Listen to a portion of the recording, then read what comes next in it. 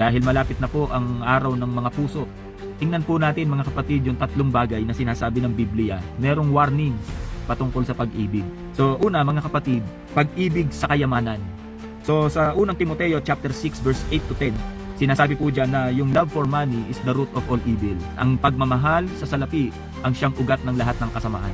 Pangalawa mga kapatid, na panganib tungkol sa pag-ibig na sinasabi sa Biblia. Sa 1 John chapter 2 verse 15, pag-ibig sa sanlibutan. Huwag ninyong ibigin ang sanlibutan o ang mga bagay sa sanlibutan. Ang umiibig sa sanlibutan ay hindi umiibig sa Ama. Sapagkat ang lahat ng nasa sanlibutan na nakapupukaw ng masamang kita ng laman, ang mga nakatutokso sa paningin at ang karangyaan sa buhay ay hindi nagmumula sa Diyos o sa Ama kundi sa sanlibutan.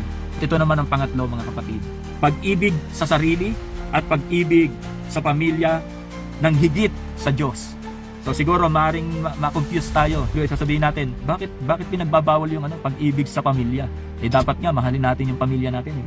Pero ang tinutukoy po dito, basahin ko po sa inyo, Lucas chapter 14 verse 26. Ganito po ang pagkakasabi. Hindi maaaring maging alagad ko ang sino mang umiibig sa kanyang ama at ina, sa kanyang asawa at mga anak, mga kapatid at maging sa kanyang sarili nang higit sa akin. Tinuturo ng Biblia, merong panganib sa pag-ibig ng higit sa Diyos. Dapat pala mas higit nating mahal ang Panginoon, higit sa ating asawa, higit sa ating mga anak. Dapat talaga mas higit na mahal natin ang Panginoon, higit sa kanino paman, higit sa ano paman, higit saan paman. Ang sabi nga ng dalawang utos, love the Lord your God with all your heart, with all your mind, with all your soul.